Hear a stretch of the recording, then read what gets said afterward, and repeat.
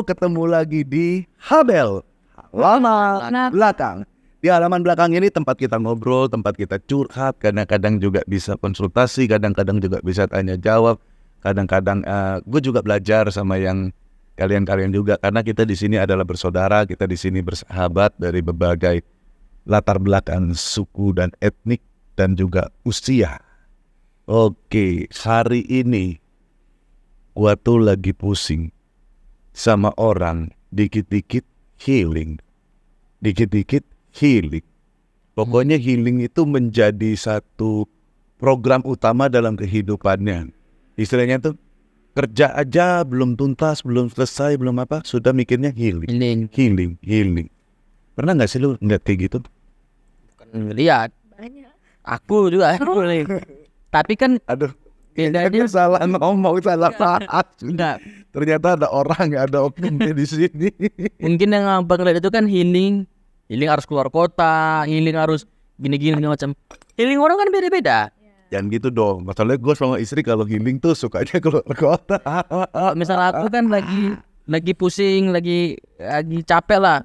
Healingnya gampang, healingnya coba scroll YouTube, scroll apa, itu kan healing juga. Jadi healing perlu, tapi ya jangan yang kayak harus ngomongnya healing tapi sebenarnya pemborosan duit. Gitu. Sebetulnya kayak gini.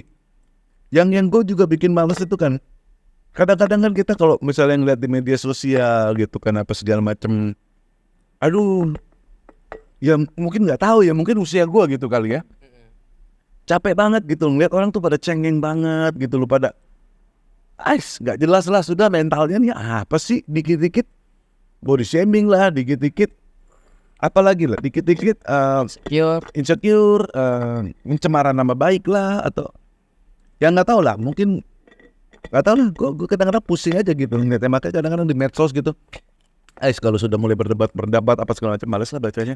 Aku pikir aku juga kadang-kadang kesel sama orang yang healing tadi, tapi aku lebih kesel yang kayak gini. Misalnya kayak dia bekerjaan, terus dia stres di pekerjaan. Gimana tuh? Terus dia healing kan? Wah, betul tuh. Nah, yang jadi nggak enak itu pekerjaannya belum selesai tapi dia healing. Sebenarnya healing itu ketika pekerjaan kita sudah selesai, terus capek nih karena udah capek ngerjain pekerjaan, ya udah healing. Karena kalau pekerjaannya belum selesai, kita healing, pekerjaan yang nggak selesai, healing kita terganggu. Jadi bukannya healing namanya, Ada beban ya pas healing. pas healing ada beban, ya nggak healing lah namanya. Kayaknya gue pernah ngeliat tuh yang kayak gitu tuh. Pekerjaannya belum selesai tapi dia main game sampai habis. Nah, ya kayak gitu. Kayak gitu Enggak. kan enggak. Jadi gini ya, kita tuh santai-santai aja gitu ya kan, kita semua juga suka apa ya? Ya suka saling apa sih ya, saling mendukung, saling negor, saling kasih tahu, juga suka ngeledek-ledekan. Tapi percayalah, kita nggak suka bully kok, cuma sebatas bercanda-bercandaan doang. Kayak gitu contohnya gitu ya kan. Jadi Pernah nggak lo kayak gitu? Nggak lah. Kalau pernah ceritain dong. Salah satu contohnya lu kayak gimana kayak gitu. aku kalau udah selesai aja baru gitu. healing. Kadang-kadang Contohnya. Contoh dong. nggak pernah. Ada. Nggak pernah yang tapi emang ya sekarang itu aku nggak tahu ya orang dulu ya. Aku nggak tahu orang dulu. Tapi kalau orang sekarang di zamanku, bagian di bawahku, rata-rata itu kalau orang dulu bilangnya jangan mental tempe. Nah kalau sekarang bukan tempe lagi bang, Tape udah. Lembek. udah jadi tape. Lembek dari tempe. Tempe masih agak keras bang. Bisa menyat kan. Not. Tape nggak ada keras sama kali. Keras paling cuma ubinya ada yang masih belum diparut ya kan. Jadi ubinya masih agak inilah. Terus lu pernah nggak kayak gitu? Dikit-dikit maunya healing. Akibatnya begitu dituntut untuk kerjaannya diselesain, healingnya terganggu gitu. Pernah nggak kayak gitu? Enggak pernah.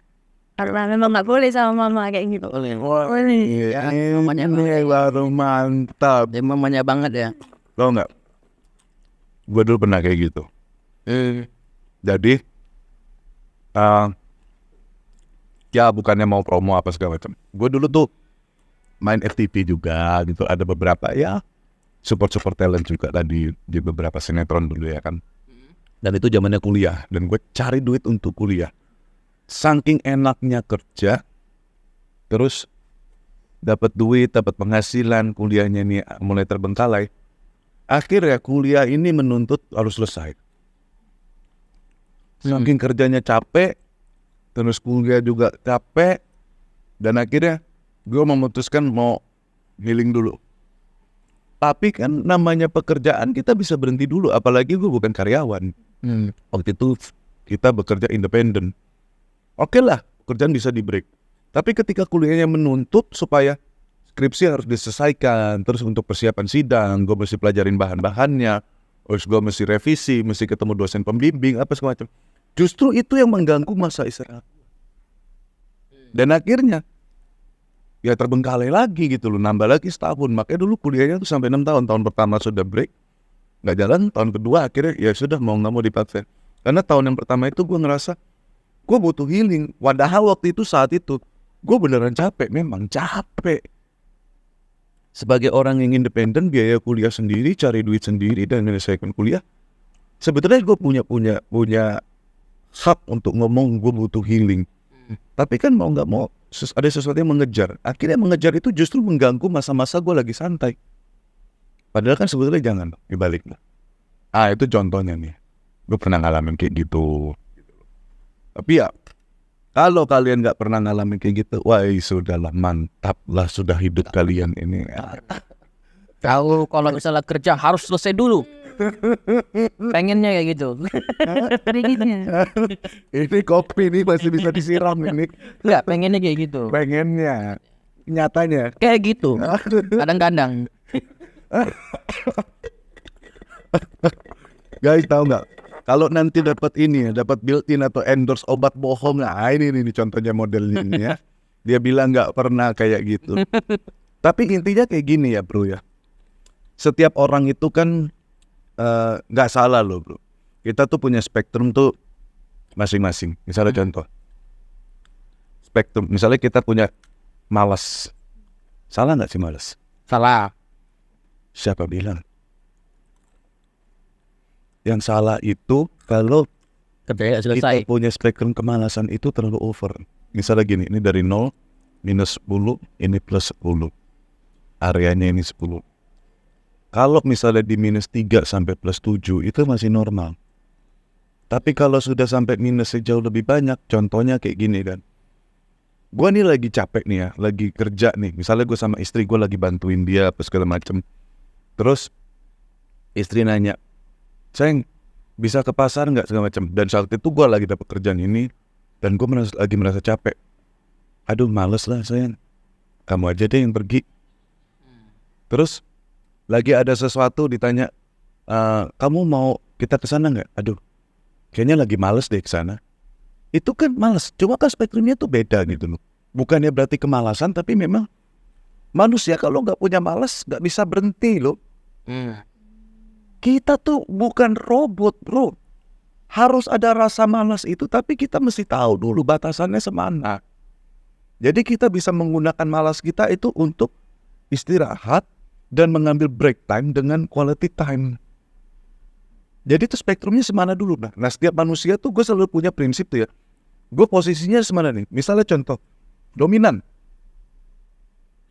Orang itu boleh nggak dominan? Ada yang bilang jangan dominan dong. Sebetulnya terlalu dominan juga salah, tapi tidak dominan juga salah. Karena apa? Kalau orang tidak punya batasan dominasi dalam kehidupannya, dia tuh nggak bakalan bisa mengatur sesuatu, nggak bisa ngerin sesuatu. Dia hanya, oh iya pak, iya pak, iya pak.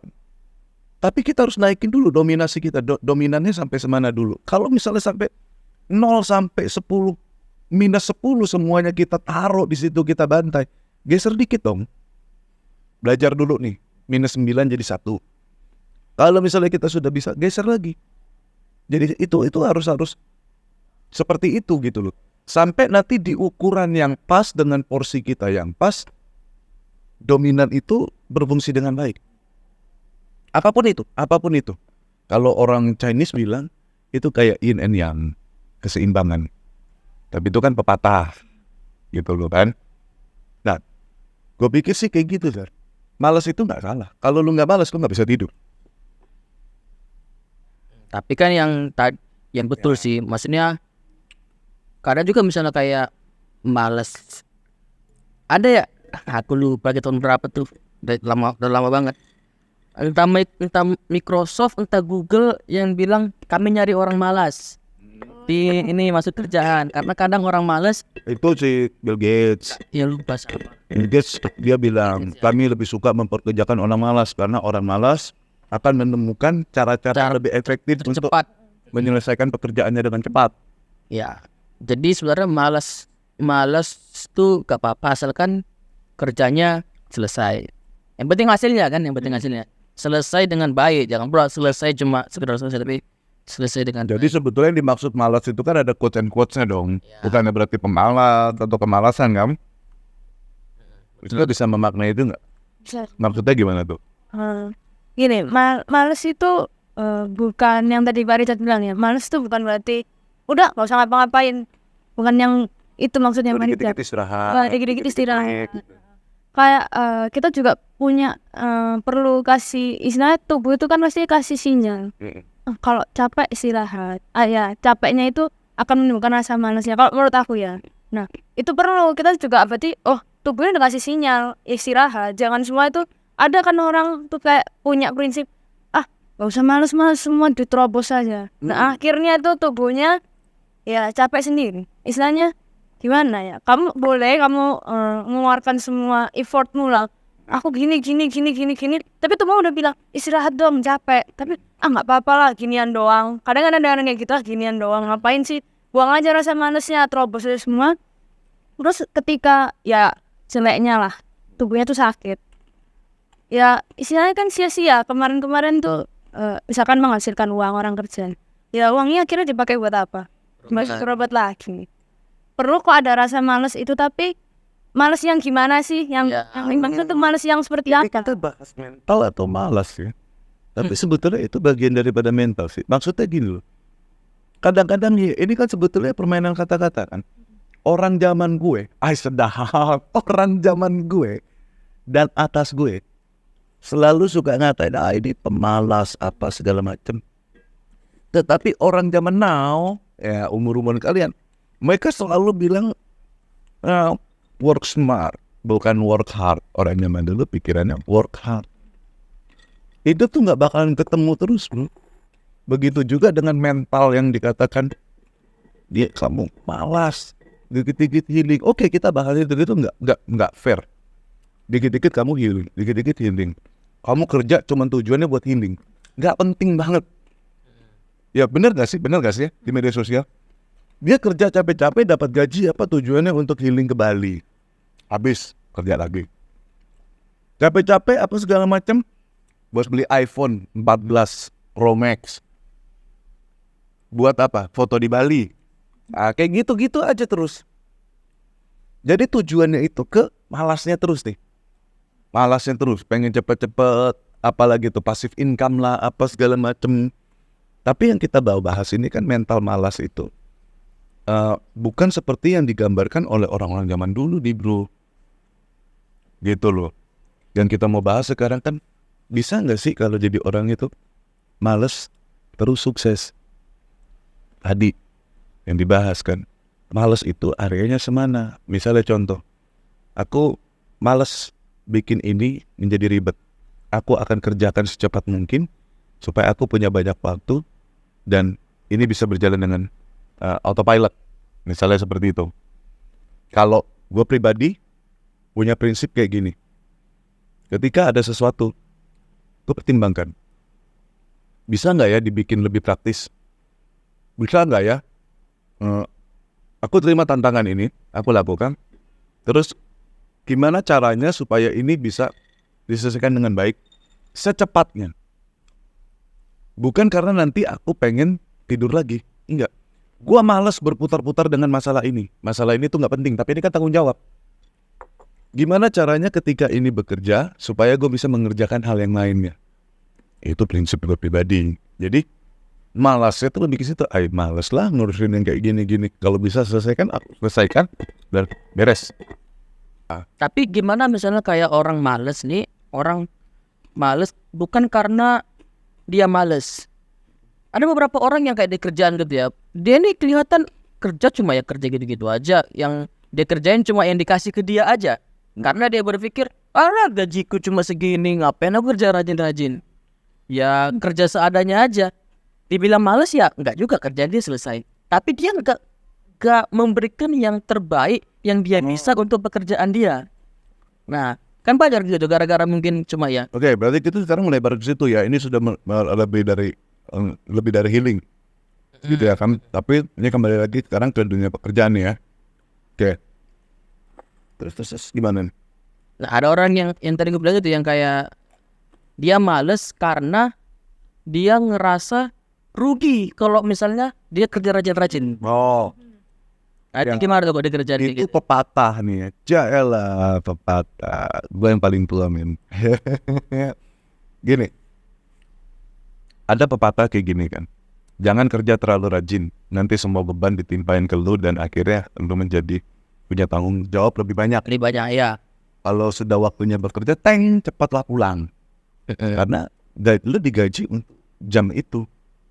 Kalau misalnya nggak ada lemburnya apa segala macam, lu berhak untuk ini. Pokoknya gitu. Sekarang kan sumber informasi masuk semua nih. Terus ada juga yang bilang kayak gini dengan dalil nih ya. Gua kan profesional bro. Gua udah kerjakan bagian gua, yang bukan bagian gua nggak kerjakan. Karena gua profesional. Jangan kan kayak gitu. Di gereja juga kadang-kadang nih ya, gua kan di gereja gitu ya kan. Misalnya melayani gitu kan. Gua melayani profesional aja. Jangan usik-usik gua. Gue juga nggak usik-usik, yang penting gue main bagus, gue punya skill bagus. Kan intinya tuh cuman sesuai porsi lu aja. Ya. Gitu loh. Nah, gue mau kasih tahu nih ya. Di dalam dunia kita bekerja, bukan bekerja ya. Hidup itu kan mau nggak mau kan apapun itu setiap hari kita bekerja. Nggak bisa kita berhenti bekerja. Misalnya pengangguran aja itu bekerja. Lu bekerja sebagai pengangguran. Gitu ya kan. Ini beda loh antara pengangguran memang dia memang belum mendapatkan pekerjaan atau memang belum waktunya usia bekerja. Itu beda. Gue dulu juga punya teman pengangguran sampai umur berapa gitu, dia mau dibantu nggak mau, mintanya duitnya aja. Itu udah jelas-jelas salah. Ya. Nah, jadi dalam kehidupan ini, pertama satu, lu kalau mau ngomong profesional, satu, lu namanya tanggung jawab. Gitu loh. Yang kedua, lu menjalankan tugas. Bro, bedanya apa sih? Kan sama aja. Pertama, kita bahas menjalankan tugas dulu ya. Setiap tugas yang dikasih dijalankan. Apapun itu sesuai dengan porsi, sesuai dengan tidak sesuai dengan porsi. Pokoknya kalau atasan bilang, jalankan, jalankan. Tetapi berbicara tentang yang kedua ini tanggung jawab. Kadang-kadang kita melakukan yang ini di luar porsi kita. Nah, kalau pemalas, dia nggak akan mau ambil tanggung jawab. Dia bilang profesional dong. Dia cuma jalanin tugas. Tapi orang yang bertanggung jawab ini yang di atas itu juga kasih kepercayaan. Yang di bawah, yang di dunia ini juga akan melihat. Gila ya, dia bisa bikin inisiatif. Yang kedua, dia bisa melakukannya di atas rata-rata extra mile. Yang ketiga, dia bisa mengembangkan semuanya ini benar-benar di luar ekspektasi orang. Dan orang-orang kayak gitu tuh bisa naik ya. Biasanya orang-orang seperti itu naik. Tapi kenyataannya bro, orang yang seperti ini pun itu kalah sama yang namanya penjilan. Kalah. Dia sudah melakukan segala sesuatu yang terbaik apa segala macam nih. Contohnya nih, kenapa banyak orang akhirnya nih ya, dari era gua nih sampai ke bawah ini, sebetulnya itu degradasi. Degradasi karena begitu banyak orang-orang kecewa dari zaman ke zaman ini dan akhirnya turun-temurun. Mereka pikir semua orang sama kayak gitu.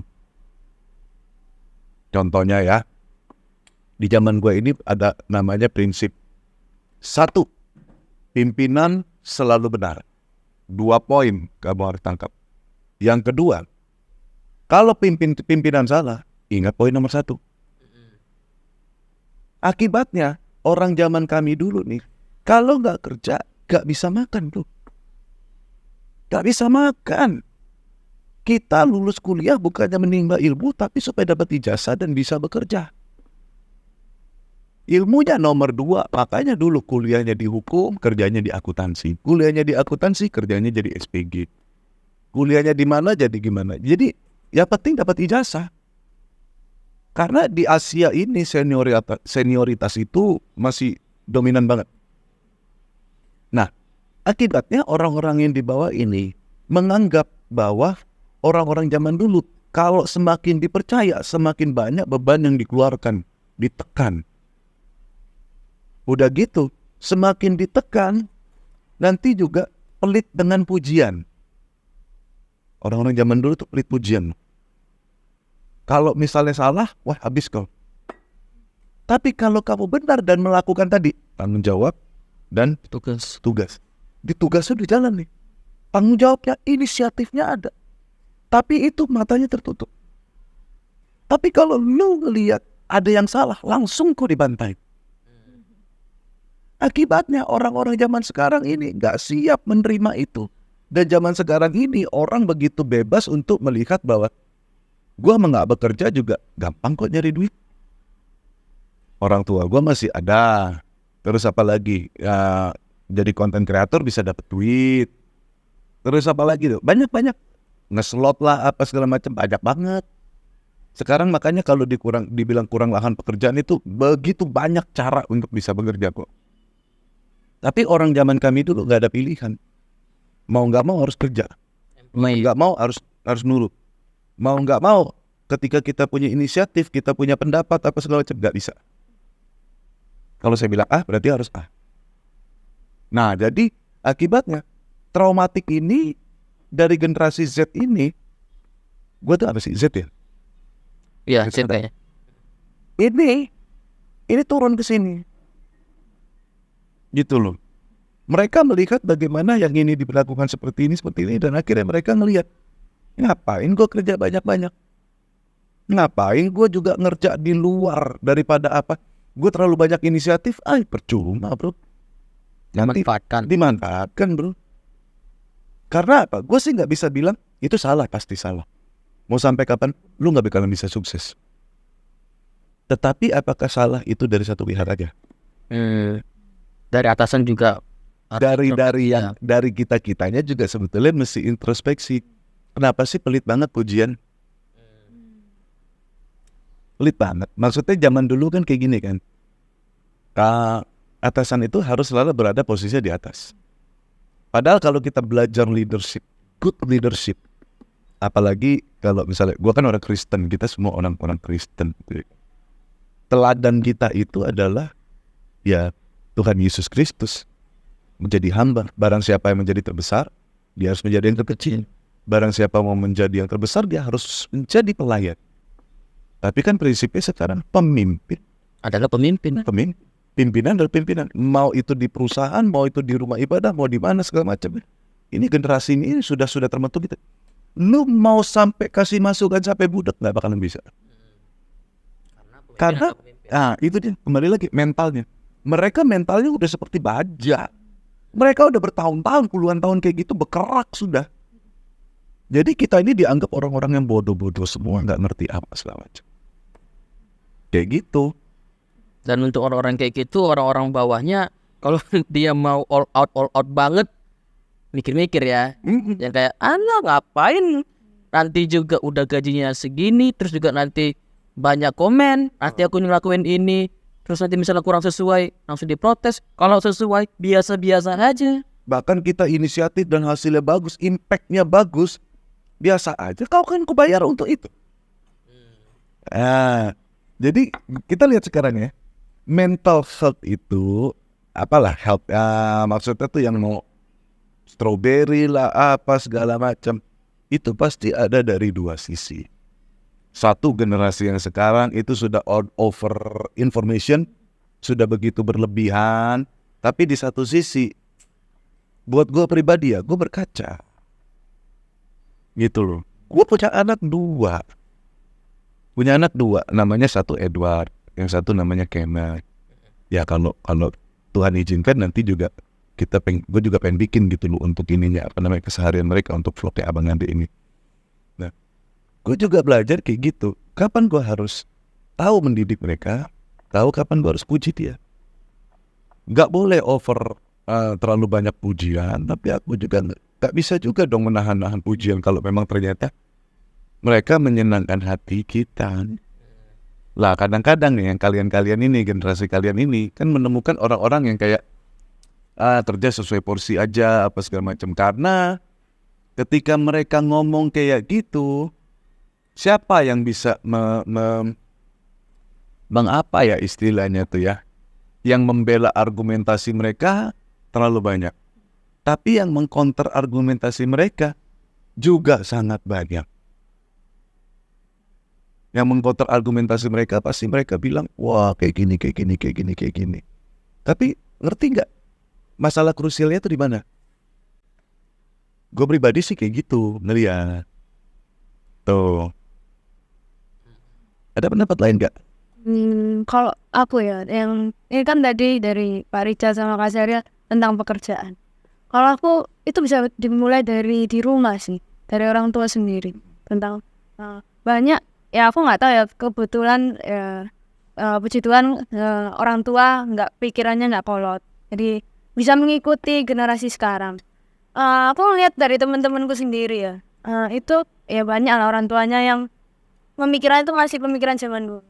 Nah akhirnya itu ngebentuk si anak ini jadi orang yang keras, kayak tidak bisa berekspresi, dalam artian dia tuh sebenarnya sedih, oh aku gagal, tapi dia tidak bisa menunjukkan rasa kegagalannya itu. Padahal menurut aku ya, orang itu boleh kok nunjukin rasa sedihnya. Bahkan mungkin itu bagian daripada dia sedang membentuk mental bajanya ya. Rasa kecewanya. Tapi karena orang tuanya selalu kayak, ngapain sih sedih? Enggak, kamu harus kuat.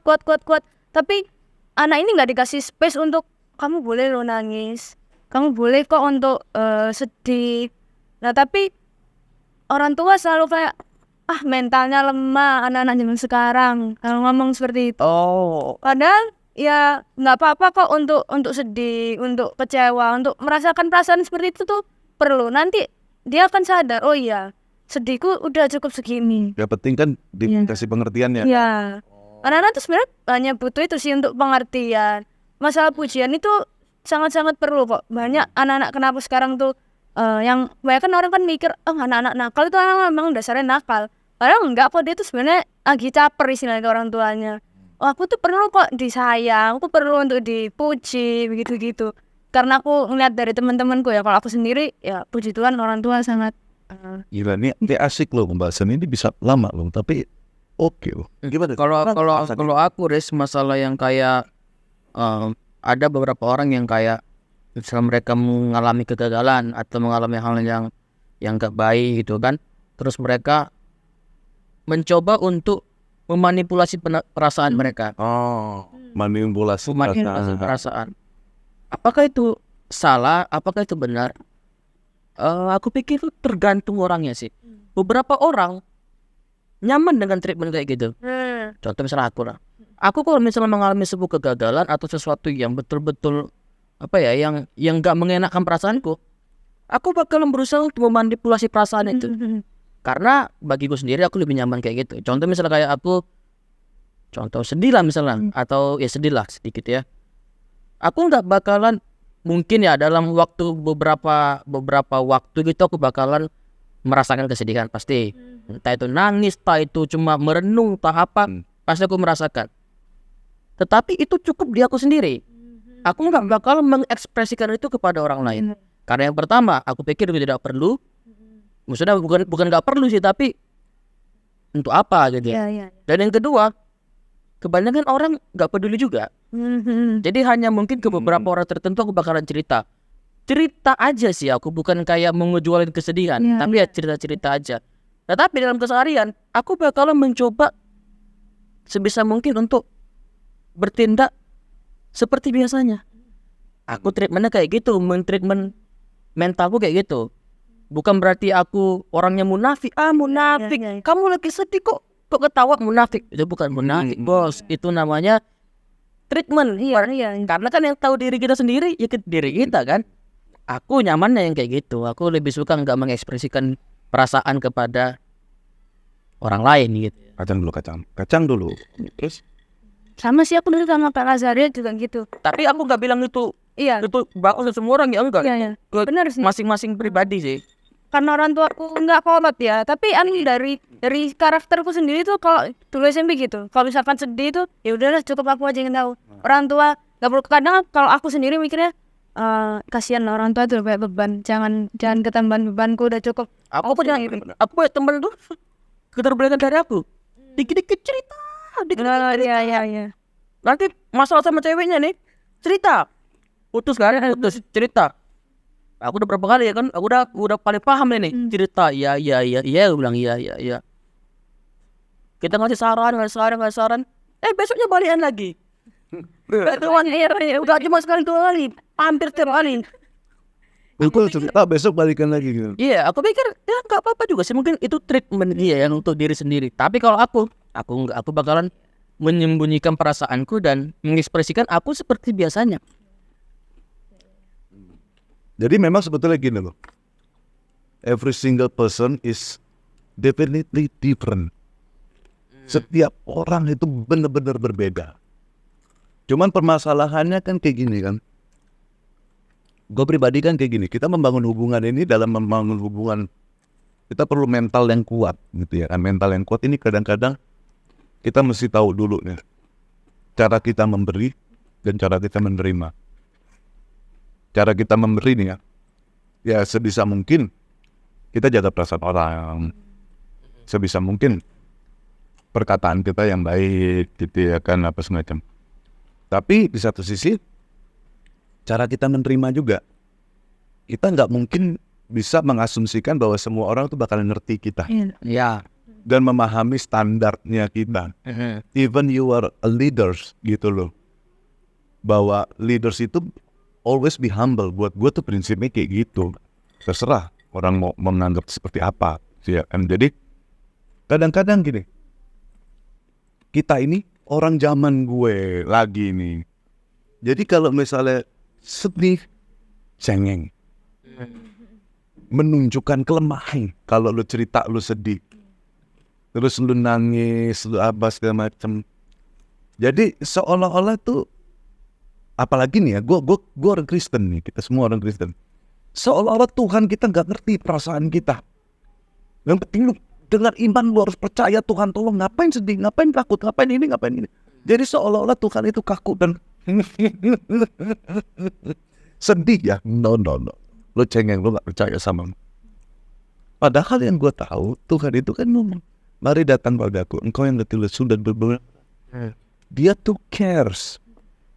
Dia sangat peduli sama lu yang dia bisa sembunyikan perasaan. Tapi bukan berarti orang yang menunjukkan perasaannya itu lebih lemah. Betul. Kadang-kadang ketika dia menunjukkan perasaannya, orang yang bisa menyumbang perasaannya kadang-kadang hipokrit loh. Kadang-kadang ya, munafik loh. Kadang-kadang. Bahkan lu benci sama orang aja lu bisa pura-pura baik. Bener gak? Bener kan? Karena apa? Lu terlalu arogan untuk menunjukkan persona lu yang baik. Kadang-kadang lu, gue gak bisa bilang elunya ya gitu ya. Banyak kan kayak gitu.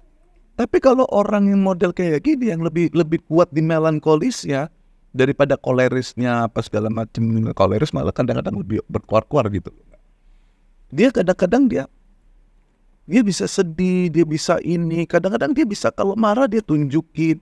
Kalau ini sedih, dia nangis. Belum tentu dia lebih lemah. Kalau misalnya berbicara tentang kelemah lembutan, buat gue tuh ya, orang yang kuat itu adalah orang yang lembut hatinya. Dia bisa dibentuk.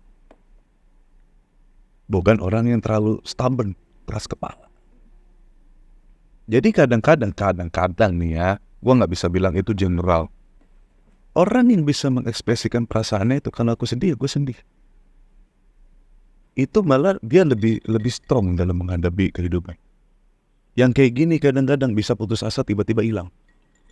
Ya sembunyikan perasaan apa segala macam, bisa hilang tiba-tiba. Bisa tiba-tiba kayak gini. Tiba-tiba kayak gini ya. Ketemu nih, gue lagi ada masalah sama dia. Gue sembunyikan perasaan. Senyum. Depan dia senyum. Senyum doang. Sampai berapa puluh tahun pun gak pernah ngomong. Tadinya teman, Ada yang gitu orang gitu. tadinya teman baik. Tadinya ya sudahlah, kita gak berteman. Senyum aja. Ketemu senyum. Baik. Apa itu benar juga? Jadi gue bilang ya, tapi ada juga memang orang yang terlalu cengeng juga kayak temannya dia. Abis ini putus curhat lagi, abis curhat besok nyambung lagi, jadi putus nyambung, itu juga nggak tepat. Jadi sebetulnya kedua-duanya itu ada plus minus, nggak bisa dibilang gitu. Cuman kadang-kadang orang tua zaman dulu dia selalu pakai patokan satu. Kau nangis kau cengeng. Kau menangis di depan orang, kau terlihat di depan orang, terlihat lemah di depan orang, wibawamu runtuh. Ada yang yang ada juga orang yang kayak memang memegang prinsip itu sih. Iya. Anak banyak, Maksudnya kan bukan kayak juga kan. bakal kayak gitu. Jadi sebetulnya mental baja itu bukannya berarti siapa yang kuat, siapa yang hebat, siapa yang strong, enggak. Mental baja itu siapa yang bisa, istilahnya itu gini. Proses. Lu ngelewatin segala sesuatu, lu dapat apa dalam pelajaran nilai? Nilai-nilai apa yang lu bisa pelajarin? Tantangan bisa terjadi. Terus apa lagi? Berkat yang berlimpah-limpah bisa terjadi.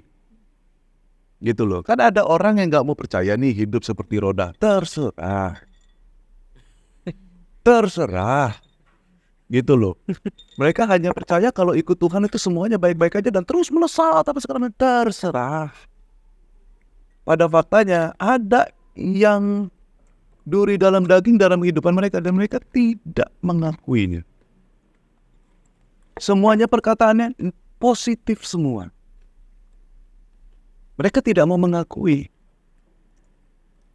Gitu. Jadi buat gue sih ya, bukan mental baja itu. Tapi kan setiap orang punya opini masing-masing dong. Aku mental kuat itu bukan mental kuat itu bukan ditentukan dia yang paling jarang nangis, dia yang paling jarang sedih. Nah, Bukan itu sih. Tapi mental kuat itu adalah siapa yang bertahan. Ya kan? Bisa aja orang nangis tapi dia tetap bertahan, tetap kuat aja dia. Nah, ada orang yang pura-pura kuat tapi sebenarnya dia udah letih, udah capek banget, udah mau nyerah gitu. Jadi bukan tentang siapa yang nangisnya, tapi siapa yang bertahannya. ketahanan misalnya. Siapa yang bertahan dan malah kalau bisa dia keluar jadi orang lebih baik lagi. Tau gak, gue tuh salah satu orang yang selalu berpikir di tengah-tengah. Maksudnya bukannya berarti kita tuh mediocre gitu ya, enggak. Segala sesuatunya itu pasti ada plus dan minusnya. Jadi kita harus bisa netral dalam menilai itu. Gue tuh orang yang cengeng. Beneran. Cengeng dalam arti apa? Gue nih kalau dibilang ribut sih, ya bukan orang ahli bela diri apa segala macam, tapi bikin patah orang, hidung apa segala macam ya dululah, ya kan.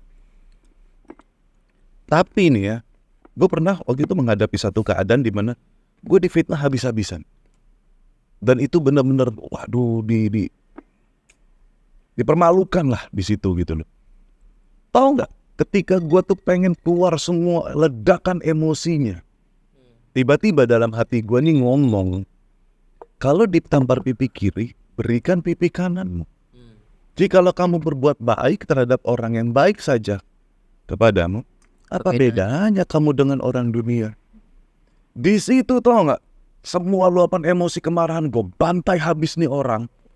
Tiba-tiba jadi tangisan yang dan itu berkali-kali.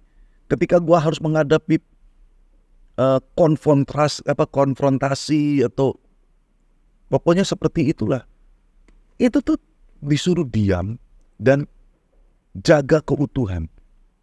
Dan di situ gue nangis kayak orang apa? Kayak anak kecil lebih parah dari Kenneth nangis. Dan itu istri gue tuh udah tahu. Kalau gue udah nangis kayak gitu, emosi gue tuh sudah paling puncak. Tapi Tuhan bilang tuh, pembuktian. Tapi ada satu sisi di mana kadang-kadang gue pikir gue ada satu permasalahan dan gue kayaknya nggak perlu ceritain. Ada juga, maksudnya gini, gue nih ada permasalahan yang ini cuman perbedaan ketidakcocokan sudut pandang aja nih sama Azaria nih. Misalnya contoh, dia suka pisang nih, gue nggak suka pisang. Dia bangga-bangga dengan baju pisangnya. Lah kalau gue pribadi, gue ngeliat gambar pisang aja gue enek. Mau kayak gimana gue enek gitu loh. Man, come on, itu cuma perbedaan sudut pandang. Terus gue pengen bilang, tahu nggak Zare, lu pakai pisang di hadapan gue itu sungguh mengganggu gue nggak suka. Apa semacam, lu harusnya bisa menghargai perasaan gue dong. Padahal itu cuma sudut pandang aja, itu kan cuma urusan gue nggak suka pisang, dia suka pisang. Kira-kira gue perlu gak ngomong kayak gitu sama dia? Yang perlu gue bunuh ya diri gue sendiri, ego gue sendiri, bro. Ngapain gue mesti curhat lagi, tahu gak? Datang lah Trisnel tahu gak? Azaria itu ya pakai pisang. Aduh, bener-bener nyiksa kehidupan gue. Ya elah. Padahal cuma masalahnya itu cuma perbedaan pandangan. Kita balik lagi nih ya. Ini pasti nih banyak yang di-cut dari ini video-video ini kita ini panjang banget soalnya ya kan. Tapi ada poin-poin yang penting gitu lihat. Ini juga buat kita nih ya. Misalnya lu bisa bayangin gak sih ya, kita kembali lagi nih ya ke buku panduan kita yang paling dasar, yaitu Alkitab ya. Lu bisa bayangin gak Matius, Markus, Yohanes, Matius, Markus, Lukas, dan Yohanes. Ada yang melihat Yesus sebagai hamba, sebagai manusia, sebagai anak Allah, sebagai raja. Semuanya dipaksain satu sudut pandang. Perlu gak ada 4 kitab? 4 Injil. Dipaksain gak usah, satu aja mending. Tapi kenyataannya bagaimana kita melihat Yesus itu kan ada 4 sisi, 4 sudut pandang. Kalau si Matius bilang, wah pokoknya gue ngelihat Yesus tuh kayak gini. Terus datang Markus, gue ngelihat Yesus kayak gini. Si Lukas bilang, enggak, itu bukan hati Bapa. Bapa ngelihat Yesus seperti ini. Datang Yohanes, dia itu adalah anak Allah. Tapi dia tuh anak tukang kayu. Jadi sudut pandang itu sebetulnya memperlengkapi. Tapi aku potong ya. Masalah sudut pandang. Berarti poin abang, sudut pandang yang berbeda kita harus memaklumi gitu. Terus terima. Karena itu memperlengkapi wawasan kita, memperlengkapi cara kita memandang sesuatu. Segala sesuatunya tetap ada koridornya dong bro. Nah, masalahnya kan kadang beberapa sudut pandang itu harus kita tolak mentah-mentah memang. Nah makanya itu kan ada koridornya tetap. Ya. Jadi gini loh, nggak salah. Buat gue punya prinsip. You have to think out of the box. Tapi you have to live inside the box. Ya, harus ada boxnya ya. Harus ada boxnya dong. Kita boleh berpikir luas apa segala macam itu sebagai bahan pembelajaran dan perbandingan. Tapi kehidupan kita tuh harus ada boxnya bro. Jadi ya kembali lagi di situ. Kita itu kadang-kadang kita dilatih mental kita sama Tuhan itu supaya kita jadi mental baja atau mental tempe. Pertama, supaya sudut pandang kita itu bisa melihat gitu loh, bahwa manusia tuh bukan cuma lo di dunia ini. Bukan cuma lu yang paling ngerti akan kehidupan ini. Dan bukan cuma lu yang mesti dimengerti. Yang kedua, kita juga dilatih mental kita jadi mental baja atau mental tape. Supaya kita tahu nih koridornya tuh apa. Kalau itu masih hanya memperlengkapi sudut pandang, ya sudahlah saling menerima. Tapi kalau itu sudah jelas-jelas nih ya, sudut pandangnya sudah menyimpang dan berbeda, itu mesti ditolak. Mesti ditolak mentah-mentah. Nggak usah lagi lu perkuat mental, lu seolah-olah nggak diterima. Gini, kadang-kadang kan ada orang nih ya, itu juga stubborn, keras kepala. Jelas-jelas lu udah salah dalam melangkah. Lu sudah melakukan penyimpangan yang salah total. Terus lu pakai banyak dalil dengan teori-teori yang baru muncul berdasarkan kesalahan-kesalahan orang dan minta pembenaran. Dan lu memaksakan itu seolah-olah nanti lu masuk gereja nanti dihakimi. Padahal kan bukan dihakimi, kita mengasihi dengan cara yang benar supaya apa? Lu inside the box lagi. Jangan ada koridor yang nggak bisa dilewati. Iya. Nah kayak gini juga, ini mental yang baru muncul lagi nih, overconfidence. Justru sekarang lagi ada muncul lagi nih konspirasi baru, yaitu apa? Mental tuh yang overconfidence. Lu tuh bukan tempe, tape. Tapi lu tuh sok baja. Lu menjual ketersudutan lu terhadap dunia nggak bisa nerima lu. Seolah-olah lu survive, lu bertahan. Tapi jelas-jelas lu dalam kondisi yang itu tuh salah. Dan lu merasa benar. Dan lu survive kayak gitu loh. Itu juga nggak benar. Gua nggak bisa bilang nggak benar. Itu tidak ada dasarnya. Kalau salah, terima itu, Terima introspeksi jadi lebih baik. Tapi kan justru kadang-kadang kayak gini ya, Zar ya. Misalnya ini contoh nih ya. Contoh aja ya, contoh ya guys ya. Contoh ya Risnel ya. Risnel melihat Azaria nih. Lagi nunduk nih gini, tiba-tiba lagi nunduk. Tiba-tiba nih, pas lagi nunduk, di celananya itu ada tali 2 biji gini masuk ke dalam. Azaria pakai G-string. Kira-kira sudut pandang Risnel kayak gimana? Apa fashion gitu. Enggak sih. Nah, Udah yang ya ke arah yang sana. pasti. Ya kan? Terus kita kasih tahu, Zar, jangan kayak gitu.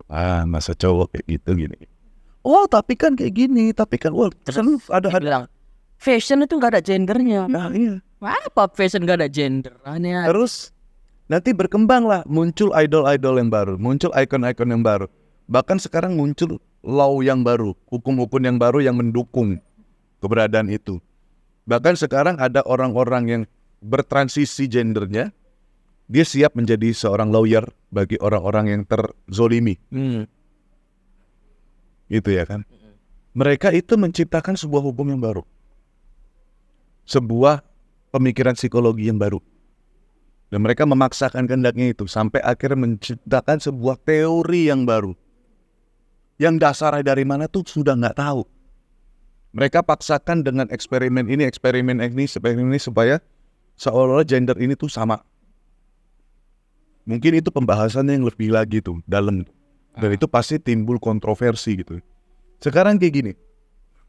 Mereka merasa mental mereka baja nih. Mereka bertahan. Mereka survive. Mereka sampai stubborn, keras kepala banget. Dan mereka dikasih tahu nggak berubah. Ditegur keras bilangnya tanpa kasih. Yesus aja Mengasihi orang-orang berdosa. Dia belum tahu. Yesus juga menegur orang yang berdosa. Gitu ya kan. Terus kita pengen ngambil satu keputusan dibilang kita ini Farisi. Padahal itu baik untuk keseluruhan. Intinya kayak gini ya. Kira-kira nih ya. Risnel nih. Azaria nih udah ngeliat kan nih. Setahun, 2 tahun, 3 tahun, 4 tahun. Bukan cuma G-string. Rambutnya panjang. Terus badannya makin lamping. Terus dia kalau jalan mulai gimana? Risnel punya kakak cowok gak? Devon kan? Iya. Kira-kira nih Devon bersahabat baik dengan dia. Risnel gimana? Hati-hati tuh. Kalau bercanda pasti ya ngomong gitu. Cuma Ya, udah semakin menjadi-jadi nih. Kira-kira Risnel gimana? ngomong ke kakak ya. Lebih cerita sih kalau ada gini. Ya balik lagi ke dia. Risnel ini kan anggap kan si Devon ini itu tuh kayak ibaratnya tuh ikan asin yang lagi sodorin ke kucing. Kira-kira Risnel sebagai orang yang mengasihi Devon dan mengasihi Kak Azaria mau nggak mau sebagai sahabat, terus membiarkan mereka seperti itu nggak? Apalagi sampai nanti, oh ya aku sudah kerja ya mama papa ya, aku mau kos bareng sama Azaria. Gendeng nggak? Tapi kadang-kadang kita bilang nggak apa-apa, nggak ada bukti. Kalau sudah ada bukti, sudah ada korban Pak, Bu. Justru indikasi itulah, pendekatan-pendekatan sosial itulah yang menunjukkan sebaiknya jangan dikasih ikan asin. Nah, tapi dia mental yang overconfidence ini merasa banyak dibela, termasuk Tuhan bela dia lah. Padahal mereka tuh lembek. Mereka nggak mau terima dibenarkan, dikasih tahu yang benar. Tapi mereka seolah-olah baja, padahal lu lembek. Dan akhirnya ya sudah. Jadi Terhanyut. Kalau kayak gitu siapa yang dipersalahkan? Yang kasih makan ikannya lah. Yang kasih ikan asin lah yang salah. dia sudah jelas-jelas salah, tapi kenapa kita kasih ikan asin? Kan intinya gitu. Nah, itu mungkin sebagian daripada mentality gitu ya, bro and sis yang ada di sana. Ini diskusinya tuh jadinya mulai dari pekerjaan ke sini apa segala macam. Intinya adalah kalau kita pengen punya mental yang kuat, mental yang baja, bukan berarti kita too overconfidence. Terus yang kedua juga di sini kita bisa asumsikan bahwa mental yang baja itu adalah mental bukannya berarti tidak bisa mengekspresikan apa yang menjadi kesedihan atau kekecewaan kita. Tapi ketika kita ekspresikan itu, apakah kita bisa berubah? Ternyata kalau memang bisa berubah, Yang penting berubahnya ya. yang penting itu mental baja itu adalah mental yang kamu siap dong ketika harus dirubah, ya dirubah. Kalau emang nggak mau berubah, itu bukan baja, itu stubborn, keras kepala itu. Itu bisa dibilang itu kaku. Gitu. Oke. Sampai di sini aja kita udah ngobrol cukup lama ya, kacang aja nih sudah mau sampai habis. Kita akan ketemu di video-video berikutnya. Dan hari ini tuh videonya tuh agak sedikit melebar, tapi gue pikir sih ini pertanyaan-pertanyaan yang sebetulnya banyak orang yang mau bertanya cuman takut. Tapi it's okay, hari ini kita bahas. Kalau memang ada sesuatu yang mau dibahas yang lebih panjang, mungkin lebih detail dan lebih konkret, kalian bisa tulis di kolom komentar.